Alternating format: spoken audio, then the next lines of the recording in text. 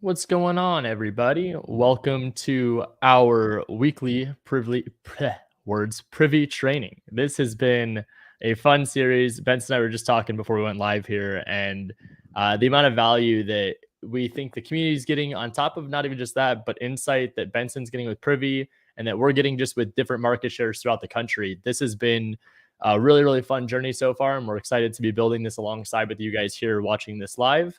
Benson, how are you doing? I am fantastic, brother. Like I Just said, got I'm that getting new ready new to. fresh cut.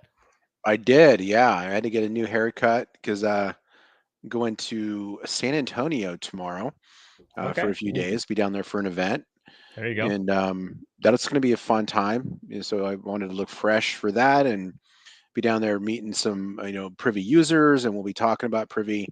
It's the AW Growth event in San Antonio. Should be a lot of Awesome. fun. Very cool. Very cool. There's some exciting updates that happened with Privy. We just got a new market that went live, right? We do have a handful, yeah. So we just launched.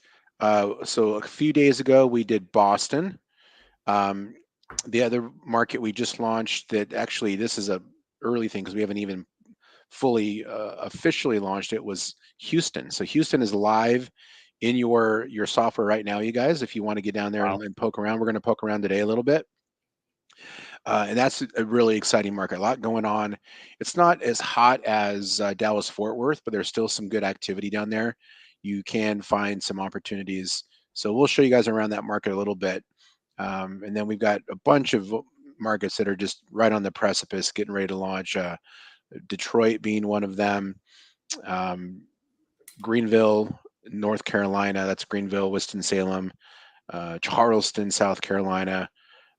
Louisiana. Got a lot of really fun markets coming that people have been interested in for a while. That is awesome. And also, too, we talk about this every week, but I think it's important just to make note of it. This is a completely live show. So, those that are watching it, make sure to engage. I see a bunch of comments coming in already. This is what we're looking for throughout this is engagement and understanding that if you guys are putting an effort into this, what we get back as feedback will make this show even better for you guys. So, our overall goal is to be able to take what you guys are looking for and information and be able to provide that as a service every single week live. The only thing in return we ask is for engagement. If you're finding value in this, share it with a friend. Make sure just to be engaging because obviously what you put into it is what you're going to get out of this show. And Yep. so, with that said, because there is full live, no script, just going with it. Today is the first day we are actually going to have a market pre-picked, and it's because with Houston being so new, I haven't messed around in that market. Obviously, I'm privy because of it being new. And then also, I haven't been in Houston in a while. The last time I was doing deals in Texas, we've done a couple in San Antonio and then DFW. So being in Houston, I think would be a really good opportunity to be able to show people in the Texas market what Houston looks like on Privy. So with that said, Exciting. let's jump into it. Share Yeah, we got screen. Lamore here who said he just signed up for Privy yesterday. So he's been spinning his wheels for years, and ready for the lesson. Thanks for being here, Lamore. What's up, bro? Happy to have you here, and you are in Yeah, the right place. I mean, this is what it's all about. Showing up is literally half the battle, but being able to go in there, take action, and just see what we're doing here live—that's what's going to be what gets you to the next level. Got a bunch of people popping in. oh yeah, we got all kinds of good feedback here. We have action takers. Reed's taking action. Hmm. Um, that one didn't work out for you, Reed, but you just keep putting those offers out there. They'll turn into deals for sure. For sure. And also, too, today our topic is secrets on the MLS. So while we're trying out a new market that had just gotten launched with Privy, I'm going to be sharing with you guys some of the tips and tricks that we do with on market deals that hopefully will get your conversion rate up and get you that first deal if that's what you're still looking for. Also, too, just out of curiosity, if you are still looking for your first deal, put it in the chat along with what market you're in. And let's see if we can get you guys some connections. Okay. Yeah, So amazing. first off, let's go check out Houston, Texas. Look at that. So we talk about this every week. Benson, I feel like there's only so many ways I can explain it. Do you want to take the reins and tell everybody what we're looking at here with these nice, lovely blue bubbles? Yeah. So, we started off nationwide, and, we mentioned that we just added in Houston. Now, what that means is we had Houston before, but we added the direct to MLS data feed, which is the best data that you can get. Very similar data what an agent or an appraiser would use, except for it's not just the raw data. I mean, sorry, it's not the MLS like they would use it. It's the raw data. So what's Mhm. cool about that is we can make it useful and we can curate that data and make it actionable for you for real estate investing decisions, whether you want to do buy and hold or if you want to do fix and flip, wholesale, some creative deal structure. We want to level up and give you that best available information, especially Houston is in Texas, which is a non-disclosure state. So Mhm. it would be absolutely impossible to operate here at a level where you can scale your business and have the best possible insight if you were just using third party data like all of our competitors have. So, we've been able to kind of really level this up and give you guys access. And we've got that in over 80 markets. It's approaching 85 now with some of our newer markets. We're going to continue to launch more and more. Now, That's insane. this right here is the default search is just active listings. This is just showing you listings that came on the market recently. But if you click the the filter, Ryan, and then add in surrounding areas, that will let us see also like what's just outside of the Houston market. But that'll keep it in our view, right? So because Yep. this is looking at the map, and then what you want to do is click that fix and flip button. Now, what that does, you guys, is this isn't trying to tell you have to do fix and flips, but just know that usually when we measure how good a deal is, and we are measuring based off of a percentage of after repair value. So Mhm. after repair value can only be determined by renovated homes. And you're probably thinking, well, duh, of course. Like we all know that, but I guarantee you, you're not thinking about it in a sense where you're beginning with the end in mind. So you look for deals where you know the renovated homes are, which will help you to find deals to get you the data that you need to be able to determine after repair value and to find buyers and investor focused agents. All those things are a benefit and a result of you targeting high investor activity areas. So when we look at this map, Ryan, like where do you think we should go in? That 48 looks pretty good. Yeah, I was just gonna say, so to keep it as easy as possible, and I loved how you explained that, the ARV is only gonna be determined based off of what somebody else has gone in, fixed and flipped, renovated a property in similar condition to the or to the property that we're looking at as a subject. So now we're looking for our sold comps to be able to find a buyer because in our process we have to find a buyer first.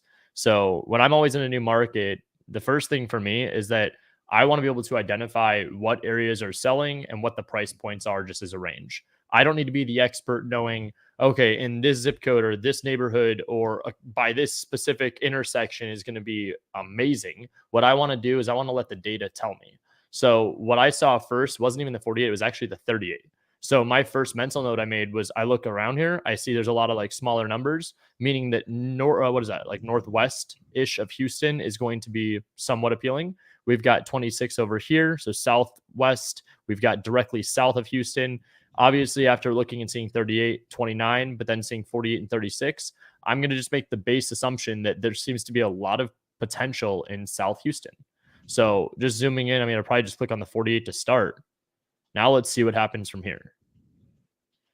So after seeing there's a bunch of activity, and this is one of the hotter areas, knowing that the university is here and city downtown is up here, I'm now going to just look at price points. This is what I was referencing to see, is there anything specific that looks like it's an outlier? Like right here, looking just as a very, very, very rough skimming of this, I would say $1 million house is not what my ARV is that I'm going to be targeting. I'm going to be looking and seeing there's 175, there's 225, 217, 216. This is my outlier, 498, 750. That has to be multiple properties. I'm making a mental note that now, okay, anything around 500K seems to be a little too much for this. So 176, 230, 226, 127. I like what I'm seeing. So now, as I'm familiarizing myself a little bit more with the area, now I want to figure out is first off, if you guys have been watching this, you know what we're doing here. We're trying to find a buyer. So in this case, all I want to do is either click on one or I like to just go off of the left-hand side. And if you hover over it, it will actually highlight it. It makes it a little bit higher. So this one right here at 208, you can see is this right here. What I like is that this goes by most recently sold. So today is March 15th. we have March 13th, 2023 as one of our examples. Now, as I highlight this and I see 208s over here, I do notice it's a little bit on the outside of where most of the action is going on. So is this main road something that I would be concerned about? Possibly. This is just my thought process as I'm going through everything. But as I could see the 208 and I see this line, this major street, I'm just making a mental note. So 208, let's click in on it. I think that's my computer, Benson. It's messing up here. Okay. Whatever. Is it showing up with all the? Yeah, it's on my screen for sure. What's going on here? Bear with me with technical it's snowing. issues. No worries. Snowing inside the house. See if I can click on a different one. It might have just been the photos for that one.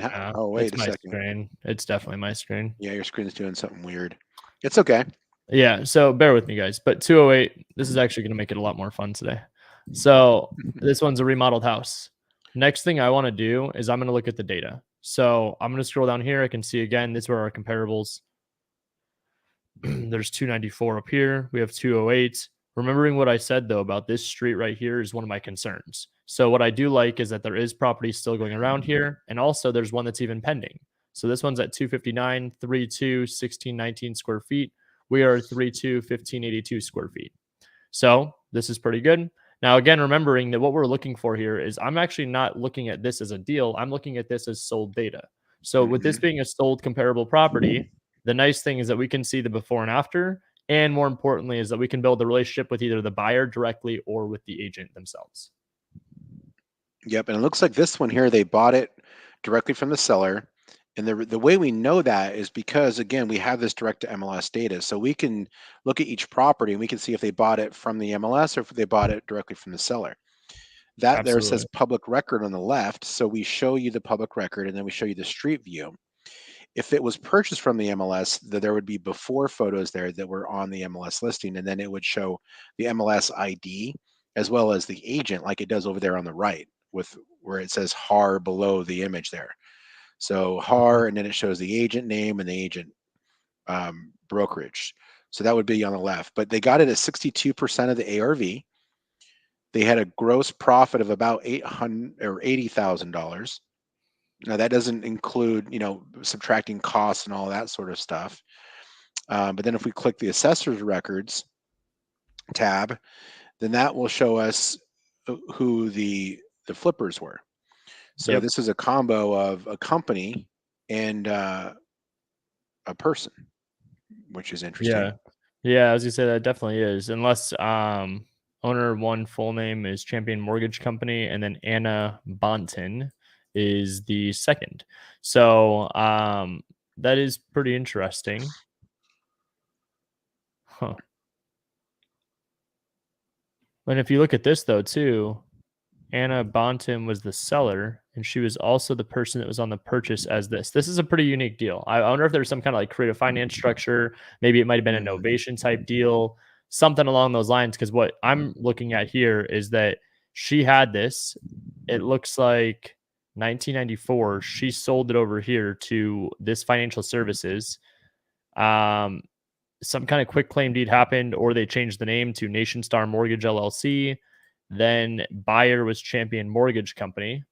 And it looks like that was the person that was also on it with her again. Yeah, this was maybe a foreclosure. And in Texas, I know they've got a redemption period. So there's a chance that the bank took over and then flipped it, but they kept her on title as a secondary person who had an opportunity to redeem. Interesting. So anyway, it looks like they went in, they remodeled the house. Benson, I don't know if my photos are going to mess up. There we go. We're back, except for that one. Okay. So this was a remodel, though. So what I like about seeing this kind of condition is that it shows what kind of work was done to the property. And obviously looking at the before photo, you could see this was a nice remodel. Like they went and cleaned this property up. So we don't know if it was a foreclosure, novation, what exactly happened. But what we can tell you is that that has been renovated. This looks like it was exterior painting, a new roof, obviously new flooring and stuff along those lines too. So in this case, what I would like to do is look up the agent's information. And Benson, this might be a good time actually, because we don't want to get anything flagged like we did last time. If I'll stop sharing my screen. I'll look up this agent's information and I'll call them if you want to share your screen and do pull up Privy. If that works for you. Yeah, that's great. Okay. So what I'm doing here, just so you guys know, is I'm going to Google Prime Realty Group, Philip.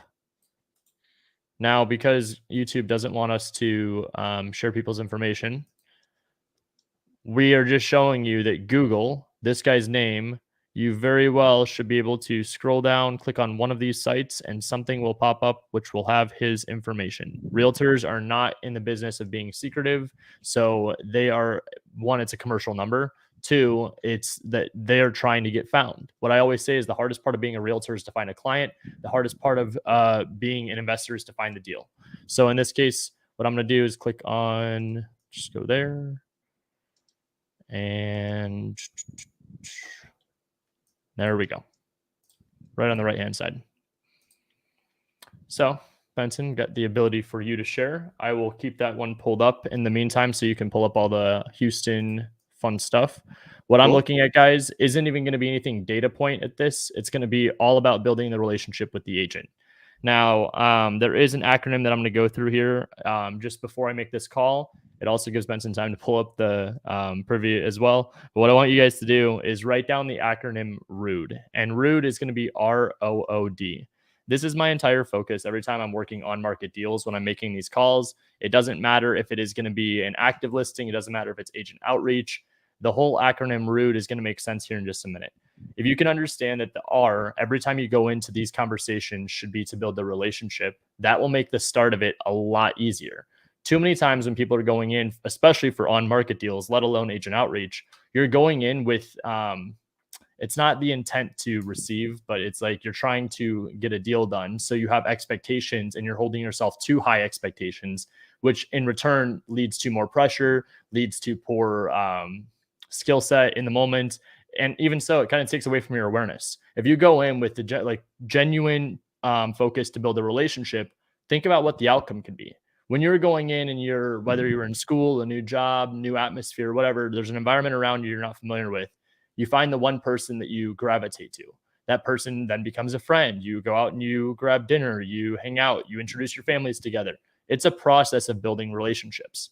Mm-hmm. When you go in and you're going to lowball somebody on an offer, the expectation being set first off is going to help you greatly. The second piece to it is that if you go in and set the expectation that, hey, if it's not this deal, it's going to be the next. Sometimes I can't get every deal at the price point that makes sense for the seller and it makes sense for me. So with that said, I just don't want to turn off any potential opportunity for us to be able to do business in the future. So I don't want to burn any bridges. There's a lot of times where if my offer is too low, I might just tell you it's insulting. If you'd like me to submit it anyway, let me know. But that's how we can make this make sense. Now, the second is going to be, it's offers. Offers I put after relationships because there's a lot of times where it makes sense not to submit an offer and walk away from the deal, but try to nurture the relationship instead. So offers is essential because offers is what leads to our money. And as long as you can go and submit enough offers in a day that makes sense for your lifestyle, what I'd recommend from there is just having the systems in place to be able to track to see however many offers you're submitting is what it's got to be a formula. For us, if we submit 100 offers, we can expect right now about 3 to 5 transactions to close. What can you get out of 100 offers being submitted? I know a lot of times people are saying they're going to go out there and submit offers, but they don't actually get them submitted, which is fine. But what are you doing in return? Are you building out your LLC? Are you working on a logo? Are you trying to do all things that aren't making you money? Offers being number 2 is because it is the single best money-making activity you could be doing in this entire business of real estate investing. Now, the next one is opportunities, which I put on there. It's kind of goes hand in hand with relationships, but opportunities goes more with situational awareness. And this is something I really emphasize inside Agent Investors. Most of you that are watching this, anyone that's a student of Agent Investors, you guys hear me say this probably about 20 times a week. But situational awareness is understanding where the opportunity is in the conversation. So a lot of times when people say I sound good on the phone, it's first off doing the reps. The second part is knowing almost the realtor's job better than them. So as long as I'm listing properly and I understand what they're saying to me, I can pivot and go with situational awareness to whatever the best opportunity is in that specific situation. So if that makes sense, what I'm looking for is when I'm going and submitting an offer, the situational awareness might kick in that my offer is 150K lower than list. So rather than going and submitting a 150K lower offer, I might just call them back and say, hey, I ran my numbers, and just to be frank, like, I don't want to be insulting. I want to work on building this relationship and getting it to be where you feel comfortable sending me opportunities. I don't want to start us off on the wrong foot by me submitting an offer that's going to be too low. So that is huge. The last part is D. This is deals. This is what we're all trying to accomplish. What I would like to have you guys write down is this catchphrase. This is something that just kind of stuck with me, but the deals are in the days. A lot of times there's strategies, and I know even Benson talks about it too, where you can go and you could write offers on day one on market properties. You very well could. The only downfall with that is day one on market, they are less likely to negotiate with you if you need to retrade and get the price lower than what you have it under contract for, because they weren't on market for such a long time. If you're looking for low hanging fruit and opportunity, and even better is to build a relationship with the agent, what you can find with those best opportunities comes from the days on market. It's anything that's been sitting for 60, 70, 80, 90 days. What I will tell you guys is the same thing I tell a lot of people in my community. If you're going to be targeting day 90 on market deals, put your search filters at 85 days. You're going to catch them before they go on everybody else's search at 90 days on market. So just going back to the analogy of Rude, it is going to be relationships, offers, opportunities, and deals. That's how you need to structure everything around this, and understand it is a numbers game just like anything else. But if you guys can get the flow as to how my conversations go, you'll start to pinpoint how I might not go in that specific order all the time, but the first thing I will always lead with will be the relationship. As long as I can build and nurture that relationship with who the realtor is that I'm talking to, that will be what matters first, because in return, they will bring me deals down the road. So that was a lot, but hopefully that gave you guys some insight and some value as to how we structure a lot of our conversations and what the overall goal is with them. Nice. I love the Rude. And also it's funny because in traditional direct to seller marketing, if you want to talk about rude, those homeowners, man. Oh, no kidding. Absolutely. Deals. You got it. Alrighty. Let's call this guy Philip.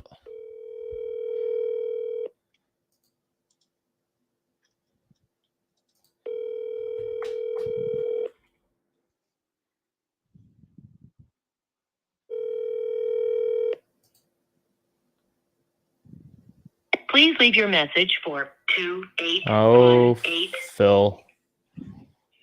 Phil. Because we're looking for buyers, I'll show you guys how this voicemail goes. Nothing has been recorded. Well, it didn't ask me to record it.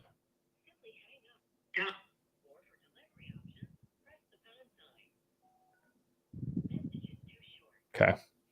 That one, weird voicemail, wasn't going through. But typically what I would say in that case is, hey, just want to reach out, introduce myself. My name is Ryan. I'm basically getting into the Houston market. I'm trying to find someone that is a local expert. I saw you just finished the property out on Belmark Street. Just wanted to see, are you guys looking to take on some more projects? Where are you guys currently at? The whole goal with that, obviously, is to not just build the relationship, it's to get more information and see what happened with this transaction. Obviously, it's sold and closed. Looks like it was renovated. There's a lot going on with trying to figure out who the seller is and the agent. They're on there with another LLC. That's not what I'm looking for. It's more of just this property was renovated, sold, flipped. What happened? Philip, you represented the person that sold it. I just want to be in your world. How can I be a part of that list? And more importantly, a part of the next transaction you do that's similar to this. So let's throw on. There we go. That's the one right there we're looking at. 6522 Belmark Street. It is a great property that still more to unpack. Philip, I think, is someone that he's just a busy guy.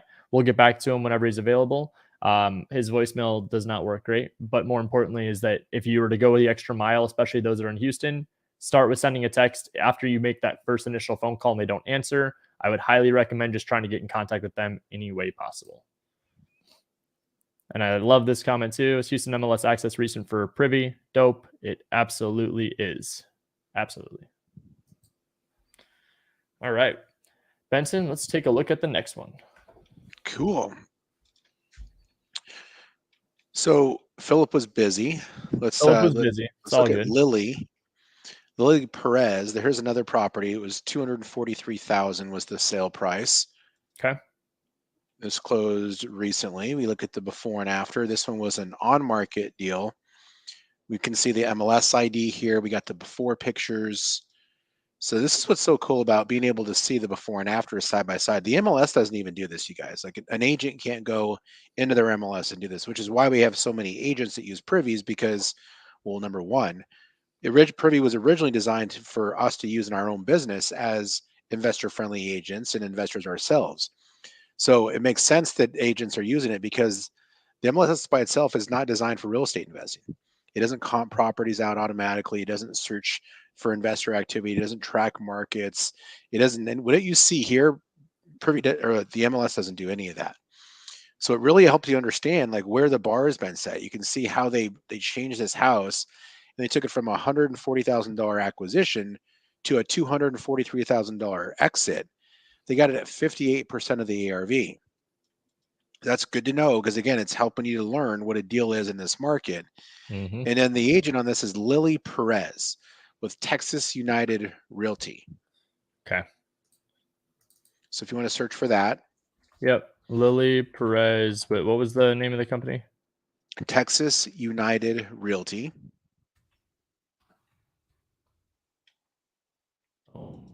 There she is. And then it looks like the flipper on this one was DP Contractors LLC. Love it. That's about as straightforward as it gets.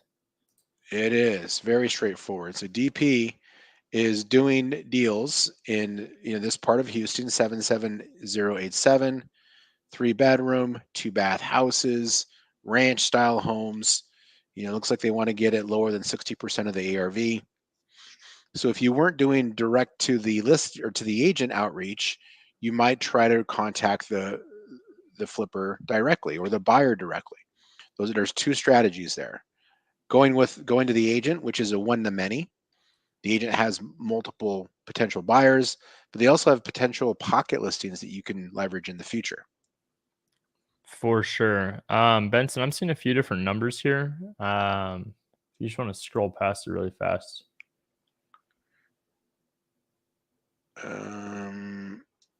832-744-0557. Let's take a look.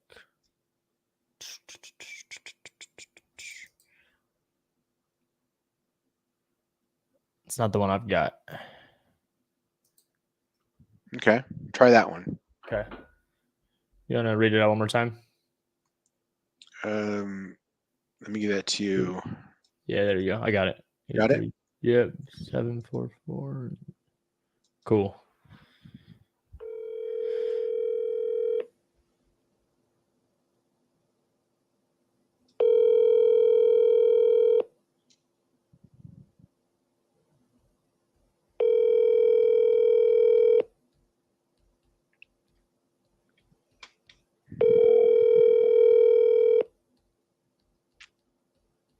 Come on, Lily. Where you at? I know, man. There's always weird days, and I don't know if it's just because it's raining in Arizona, so realtors in Houston aren't going to answer what exactly is going on. But the whole goal here is that we're building relationships with agents that have the buyers. There's one comment that came across here that I just want to address. Mona, with that last deal, is it highly likely to do a walkthrough? Also, where could you get people to do walkthroughs on your behalf? So there's a two-part question. Let's unfold the first part. You don't walk these properties. These are properties that are sold, closed. Somebody came in, fixed and flipped, and sold the property. So we don't have access through the agents we're reaching out to. The agents that we're reaching out to right now are actually just agents that represented the seller, the person that did go in and fix and flipped it. So in this case, we wouldn't reach out to them to get access because there's some other person that's living in there that it's their primary house. So we wouldn't ask for access. As for how do you find people to do walkthroughs, what we're doing here through building the relationship as the primary, what we're doing is building relationships with people that are professionals in this industry. So if you aren't local and you're doing this virtually, what I always recommend as someone that is like your boots on the ground is what they call it. A realtor is your best friend. A realtor's job is to have extremely high ethics. They have to follow the code of ethics. Their job is to go in and basically inspect properties, work on your behalf, and do all that kind of stuff. Obviously, just make sure to compensate them if they're going and doing anything like that. Yeah, for sure. Well, also too, if they're representing you on an acquisition, they're going to get paid by the seller of the property anyway. So you don't necessarily have to compensate them if there's the intention is for them to make money off of them helping you to Correct. buy the property, right? Correct. And here's another great question from Lamore. So it looks like I can literally go down the line like Ryan just did, look at recent flips, line up legit buyer after legit buyer exactly in areas where it's traffic. Nice. That is the absolute Yeah. best case scenario is we're going to go build relationships with buyers because the most important part of this process, and this is where I think a lot of people get stuck, you don't need to have confidence in going and trying to find these opportunities and like, oh, you don't have experience finding deals. That's fine. What you need to do is go and build the relationships and understand that having your buyer first is going to give you the confidence to go and find deals. By having a buyer lined up, like what we're doing right now, we're looking at sold listings to see what else has sold in the area. Then we could turn around and go and see if that buyer that just sold a property is interested in buying another. And then we go and find a property that fits their buy box. So in this case, if we're looking in Houston, Texas, 77087 zip code, we have a property on Cavalier Street where we know the agent that represented the person that fixed and flipped the property just sold this transaction. Now we can also see it sold at the end of February, meaning that when they sold the property, they probably have more funds to deploy. They need to go and buy another project. Good experienced flippers already have another project going, but what they're looking at isn't even the deal they're working on right now or even this one. They're looking for the next one. Any flipper that's doing this at a high level, even mom and pop shop investors, if they sell a property, they're looking to buy the next flip with the funds they just got. Whether it was a 1031, they're trying to deploy capital to offset some of their income, whatever it is they're trying to do, it is going to be with the next opportunity. So, Lamore, great point. Absolutely. We are looking to find a buyer, then we're going to go find the deal. Yep. Yeah, so there's lots of buyers in this area, guys. This is where you would search for deals. Even if you were going to do stuff off market. So if you do like the off market game, you like the struggle of off market, this is where you're going to pull your list from. You're not going to pull lists from areas where you don't have this investor activity. What this will do is it'll help for you to get a better return on investment on the money and time that you are spending on cold calling and text blasting and ringless voicemail and all the things that people like to do for off market. This here, the strategy we're showing you is lower hanging fruit, but you should definitely have multiple tools in your toolbox. You shouldn't just do one thing unless it's like overwhelmingly good, which, Ryan has proven that the on market game can be overwhelmingly good. But if you're still being stubborn and you want off market too, that's great. But make sure you're optimizing and you're only pulling lists from areas like this. Okay, do not pull lists in areas where there's low or no investor activity because you won't get deals done there. Absolutely. And also, too, this is again situational awareness. Looking at this map right now without Benson moving it, what do you see? Because I'll tell you what I see. Top left corner is a museum district. I'm not in Houston, it's not one of my markets. But if I'm looking there, I see a medical center. I'm seeing that where a lot of activity is on the right side, the east of whatever that major highway is, that's where there's a lot of activity. That's probably where there's the most affordable living. There's a lot that's still close to the city or close to the districts. Now, what else do you see? I saw in the bottom right an airport. I see Airport Boulevard. So in my eyes, anything that's below that, you've got to factor in fix and flippers are going to be a little bit lower on price because there's an airport right next to it. So those are things you have to look for when you're looking into a new market is figuring out exactly what is growing, what's blowing up in the area, what's gentrifying, because that's called opportunity. Remembering the acronym ROOD, Relationships, Offers, Opportunity, Deals. This is part of the opportunity, and this is also part of learning what the deals are looking like in an area where there's more going on. Oh yeah, this is a hot area. I mean, Museum District. Here's where the Astrodome is. So this is a hot pocket right here, you guys. This is where you want to be looking for deals. For sure. And obviously, we could talk to many of these buyers, and it's all different kind of conversations that could happen. I think it's important to show you guys, more importantly, what deals look like, because it's easy for us to go in and just say, okay, well, here's how you get buyers. Buyers should be something you should be doing almost in like autopilot every single day. Our goal as a team is to add at least a very minimum of one buyer per day into our operation, because one buyer per day is someone that we know we could potentially be doing a deal with every single day. So once we have a good, like serious buyer, we know what they're looking for. based off of what we could see that they already purchased, we can reverse engineer that to going and finding the deals with the criteria based on the property that they just went and bought and flipped. So like in this case, the one on Belmark Street we looked at, it's 208,000. We made a mental note that it's on the right side, east side of that one street. So is that going to be something that makes a difference? Maybe. How far are we from the airport? We're not too far, but we're a little bit closer to the airport than we were with the rest. So now I'm going to look at it. Okay, it's a 3-bedroom, 2-bathroom, 1582 square feet, 1950 build, 1-car garage, single level. This is a pretty straightforward buy box. Seems to me like they'd be willing to buy anything that's under 200,000, 3-bedroom, 2-bathroom, 1500 square feet in this zip code that isn't going to be a tear down type remodel. This is something they can go in and cosmetic, remodel it. These are all properties that were fix and flipped. You guys should be spending all day just having fun with these conversations, because you'd rather mess up with an agent relationship with someone that just sold the deal because they already have that relationship. So if anything, you mess up, you didn't lose anything. There wasn't a deal you were targeting. You were just trying to make a relationship happen. And also, just to kind of put things out there to keep it real, there's a lot of times I have conversations with an agent and I get off the phone, I'm like, man, that dude is not someone that I ever want to talk to again. That is not someone I want to go and have a drink with or go and have dinner with or whatever. But what I can do is put aside any feelings and emotions, all those thoughts. It doesn't matter, because if they can bring me a deal, they may not even like me. But if I can provide value to whatever their problem is, so if I can offer a solution, that's what this business is about. It's nothing personal, it's business. So if I can make the business relationship work, I don't need to be best friends with them. So it's the same philosophy for you guys. And guess what? On the same opposite side of that, where some may not be the best people in the world for you, you may find the people that are your absolute best friends in the entire universe through just one agent relationship. That's how crazy this entire business is. There's one agent relationship you could have that brings you 20, 30, 40, 50 deals a year. Oh, isn't that crazy that you might find a whale like that who could make you a millionaire, but you won't know until you call. So you got to talk to everybody. Like, Absolutely. anticipate calling and talking to everyone to build those relationships and start to nurture them, because you may not even know right out of the gates how valuable that relationship is until you spent time with it.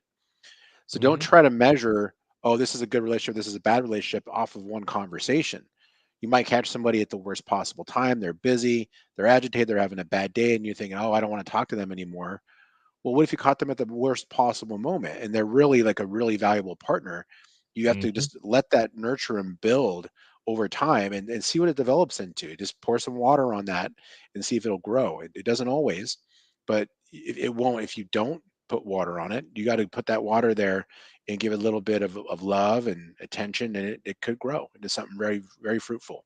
Absolutely. And Lamore, great question again. Now, when we build relationships with buyers agents, does that count towards your KPI of 50 convos a day? Absolutely. If my goal is 50 Mhm. conversations, the key word in that sentence is convos. If you are having conversations with the person, it counts towards my outreach, whether it is for a buyer, it's for an active deal, it's a follow up, it's just a cold outreach. Anytime there is communication back and forth between me and an agent, that is towards my 50 conversations in a day. And I was Mhm. talking to somebody else about this the other day, and this was something that I really think should be emphasized here too. If you're in a position where you are trying to make this work and you are just feeling lost and confused, you need to ask yourself what it is that you're putting in an effort every single day. Because Benson and I take an hour every week to go and show you guys some of like the fundamentals and like foundation pieces to utilizing Privy efficiently. But at the end of the day, it comes down to what action steps you guys are taking. If you are using Privy, it's not just coming and showing up and watching us do this and showing up to the live trainings and stuff like that. It's going and taking the action yourself. So go and take that action, make the mistakes, and don't be scared to ask for help. Like I could tell you right now, and where I'm going with the point of all of it is that if you're in a position where you need to be able to go and make income happen ASAP, it's literally on market deals. The reason as to why Benson says I've debunked the myth that you can't do on market deals, it's because it's literally been my backbone of my entire business structure. Yeah. Everything from on market deals and agent relationships is the fundamentals to what we teach in agent investors and with what I do on a daily basis with my team.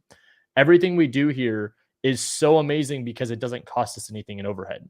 If your only overhead right now is your phone bill for your business, is your phone bill and Privy, you're cheaper than 99.9% of the businesses that are ran in America. So you're running it off of maybe a couple $100 a month, and all you have to do is go out there and take action. Phone calls, conversations, texts. A lot of agents just text them. If you're not having fun calling them, there is no manual here that I'm going to give you that's going to tell you you have to say this on the first text, this on the second text. You can even ask people in Agent Investors. I give every person a different script because it's going to be tailored to them specifically. What flows best for you? And more importantly, what makes you you? Because if someone's going to talk like they were trying to be me, you're not going to have the best relationships formed because you're trying to be someone you're not. So if you're trying to get a deal now, what can you do to up productivity and, more importantly, efficiency to get a deal ASAP? What I would tell you is if you're submitting 5 offers a day, which, be honest with yourself, are you submitting 5 offers a day? But if you're not, let's get you there. Once you get to 5 offers a day, if you're still not seeing the results, what else can you do? This is where I got to in the conversation with the other person was if you're writing 5 offers a day, maybe it should be 15.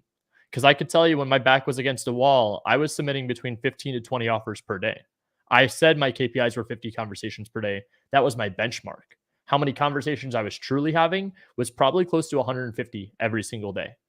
And it took me about 3.5 weeks to get that check, but that check was $30,000. So if you had to put in 3.5 weeks, really just head down, making as many offers as you can every single day and having as many conversations as you can every day. And in return, you could walk away with 10, 20, 30, 40, maybe even $50,000 in income. How many of you would be willing to go do that? Because I promise, I imagine at least half of us, we have 110 people that are here right now.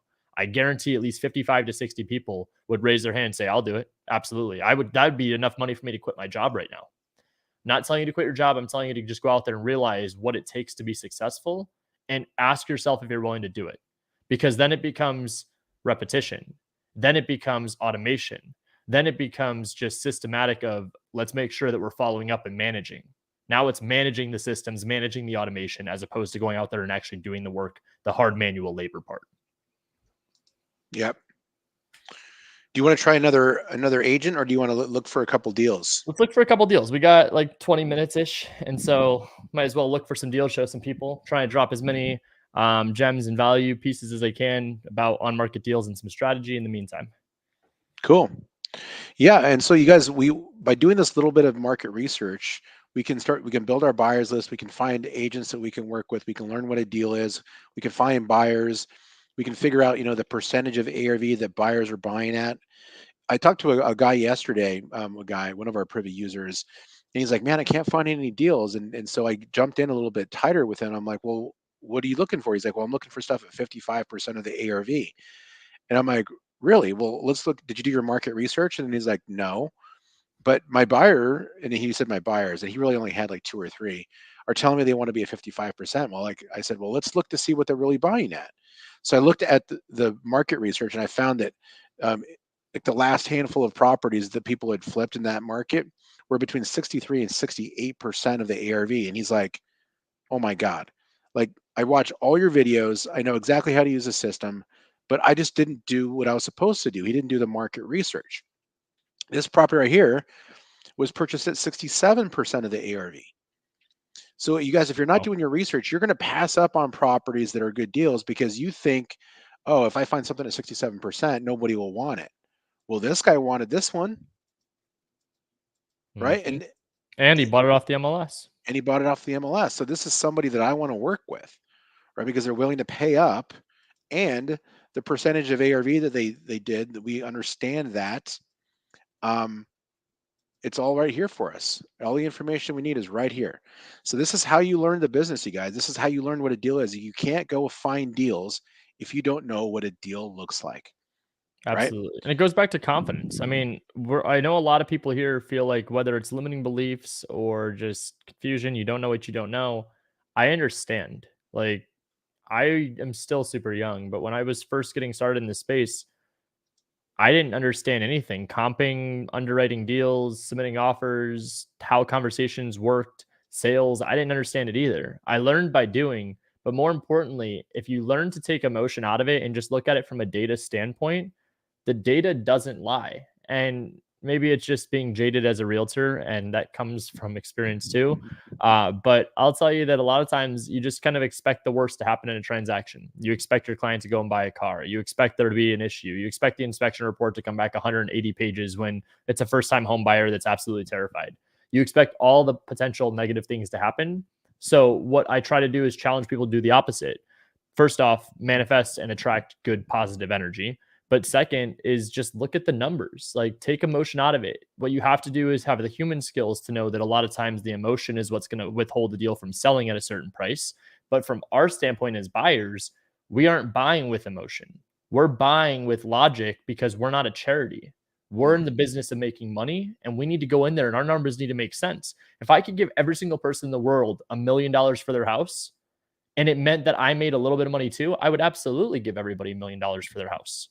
The problem is there's not much that's going around in this specific area right here that would even justify close to $500,000. So what I have to Yeah. do is make my numbers make sense. And this is where I think Brent Daniel says this great. We are deal finders, not deal creators. And if you can understand that, it's similar to the analogy that I always use of like the shape analogy of like a triangle shape trying to jam it inside a circle hole. It just doesn't work. You can't mold a deal to be a deal. Yes, you can go creative finance. There's other solutions on the table. But 99.9% of the time, if you're just going in and giving a cash offer, it is what it is. That's why a lot of times people go creative finance, is because they can manipulate terms to give people the price they want. It's the emotional satisfaction they're looking for. So understand that. And that's another benefit in how to utilize this. But Benson, I mean, this has been great so far, especially in Houston. I had no idea this little pocket existed. But if I was in Houston, I would 110% be only working in this area when I'm first getting started. That's how I'd be working this. It's the smartest way to do it. Just lean on the data. It will optimize your whole workflow. Will be perfected to the point where you're only spending time on high, value delivering activities like building your buyers list, doing your market research, not administrative stuff, not writing the offers on a bunch of stuff that's just not worth it. But how do you find those opportunities? Now, we've made it super simple by putting in this next step right here. After you click the fix and flip button, this green button appears and it says find similar active deals. Now, this is where our patent pending lies, is in this button. So we take all of these closed deals and we use them as a model for what a successful deal looks like. And then we reverse engineer it to find properties you can buy today that are at the discount that you define, from you talking with your buyers and based off of what you saw buyers buying in that area. So the template search is set to 75%, but we saw a buyer that bought at 68%. We saw some stuff at 50%. Why don't we put this at like 60? Is that a fair number, Ryan? Yeah, I was gonna say, I mean, I might even go a little bit higher than 60, but 60 should show you like literally really, really good opportunities. Yes, let's look at 60 and we can adjust. What I like about having a wider net is that if you find something that's maybe just outside of what you would consider like a deal, well, you can turn that into a deal that makes sense by just offering a little bit less. So a wider net is better than having a really small net. So don't come in here and be like, well, I want stuff at 30%. If you put it at 30, you won't see anything that's at 31% or 32%. So the higher the percentage, then at some point there won't be enough meat on the bone to make the numbers work. But all of those can be deals at the right price.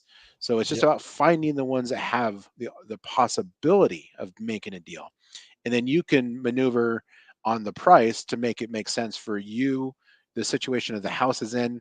Is it like a just a basic lipstick flip, cosmetic flip, or is it like a major deal? Then at that point you would adjust the price down. But we can show you these kinds of opportunities.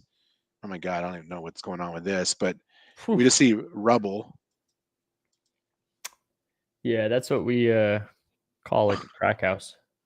My God, this is insane. This is 99,000. It just came on the market. 3.2, 1748 square feet. Like, this thing is scary. Wow. Yeah. So my first thought as you went into that was yikes. Now what's one thing that I catch on the public remarks was calling all flippers. So That just caught my attention as we're sliding through it, because as I put like the deals are in the days, the other part of deals is understanding what other terms for on market could be something that would bring in a potential opportunity. So it would be days on market, it would be keywords, it would be delta, which is price reduction by a certain percent. It would be going in and identifying pre-foreclosure, probate, if there's a category like fix up. There's all different searches. What I'm looking for here is low hanging fruit, and more importantly, opportunities. Saw someone drop Yeah. a comment that said, do verbal offers count as submitting offers, or do they have to be actually submitted contractually? LOIs I count as offers going out in a day. If you're submitting LOIs, those are not enforceable. They are just documents that's showing interest. It's all about how you want to play it yourself. I have some people in my community that are like, I'm only counting written offers. I'm like, that's fine. Blank over here just went and submitted 30 LOIs in the day. You submitted 4 written offers. There is not one that's better than the other. All I will tell you is 30 is 30, 4 is 4. So if you wanted to go mass, LOI is probably your best approach. If you wanted to focus on just written offers and count that, that's fine. Either way, the minimum should be 5 per day. LOIs, I think you could probably get out 10 without trying that hard. Yep. This house right here, we found it for 99 grand. The reason why we flag this property as a deal is because of these blue icons right here. Now, somebody earlier asked me about our comp adjuster, and they said, well, I don't understand what the delta is. Well, the delta is basically just means difference or change. So the delta is, this house is 1,748 square feet. So what that does is, if we use a 15% delta on that, that means the square foot tolerance we have is 15% minus and 50% plus of 1748. So that ranges from 1486 to 2010. That's automatically in there. But if I wanted to adjust that up, some appraisers will go up to 20%. You can adjust it right here, and that tells you the new range, and then you can save that right into the comp adjuster, and it will give you some additional comparables potentially. But this one here looks like a deal, right? So it's one of the closest sold flips, just went for 259,000. Yep. Okay. Now it has an additional bedroom and it has additional bathroom, so we'd have to adjust down from 259. So we might take off $25,000 to $30,000 That's off of exactly what I this, was just going to say. and so that puts us at around, say, 220. Well, at 220, we're still well below 50%. And we said that we had buyers that would buy around 60% or lower. So let's just say we got this thing for 99,000, or maybe we submit a little bit less so that we can get it slightly below asking price, so that it's more appealing to the ego of our buyers. But really, the numbers speak for themselves. 99,000 divided by 220,000. That's at 45% of the ARV at asking price. Right. So this is how you guys can go and submit offers on properties and not lowball. This is the fear that a lot of people have when doing on-market deals, is they don't want to piss off the seller, the listing agent, their agent, by submitting lowball offers. If you target high investor activity areas and you've got flips in the area, you can make higher offers that are closer to asking price, which will help preserve the relationships you've worked so hard to build. And it'll increase the chances that your offer will actually get accepted, which is what we want in the first place. Mm-hmm. So reason number 520 to target high investor activity areas. You guys do not spend time targeting rural areas. Don't chase leads based off of people sending you stuff, your agent, or people sending you stuff on Facebook groups. Only target and only analyze properties in high investor activity areas. Otherwise, you're wasting your valuable time. Absolutely. And Benson, if you don't mind, can you go to the photos really fast on this property? Yeah. I'm just running some basic numbers myself to see what our offer would be minus X. Okay, let's go.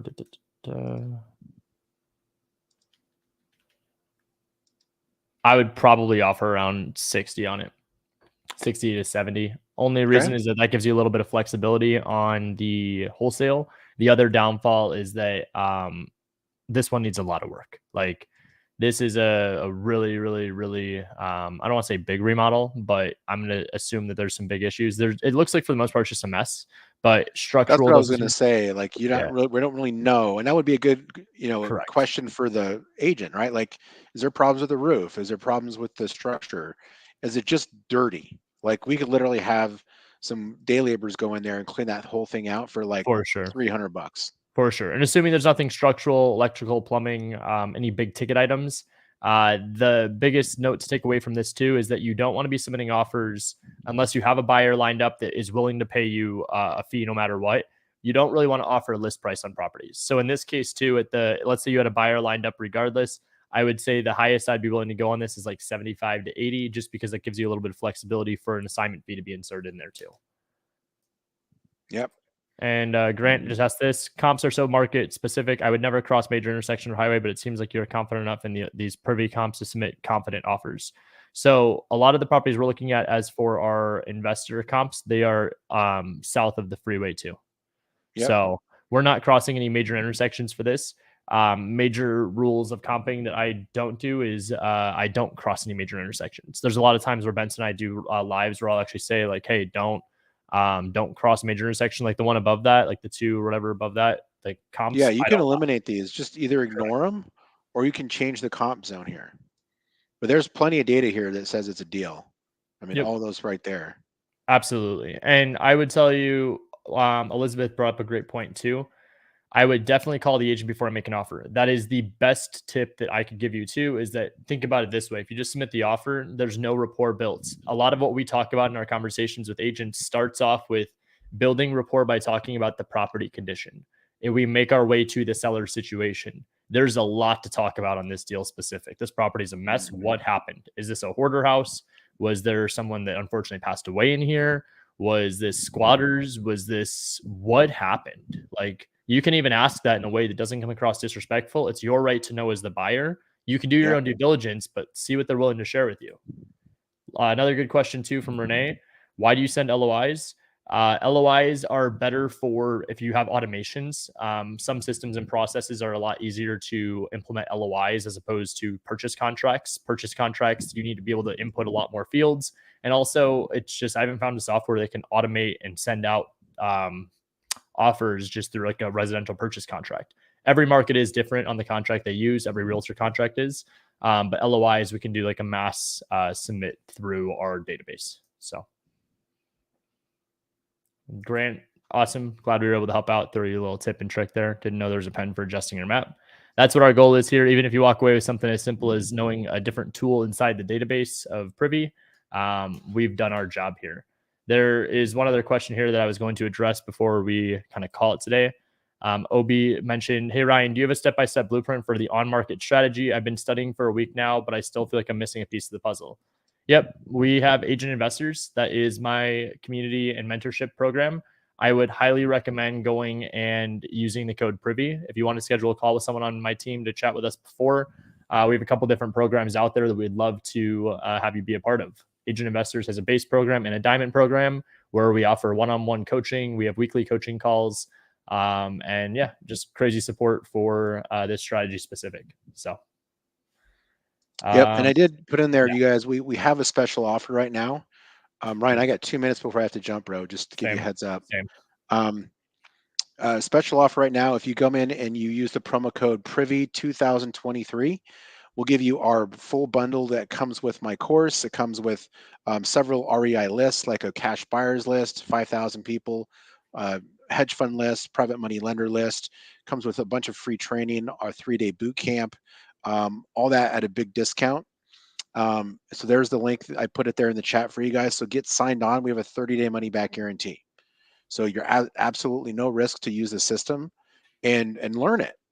I guarantee you're going to find properties like this. And by the way, I'm going to share this with you guys in the chat so somebody can make an offer on this thing. This is just one of many.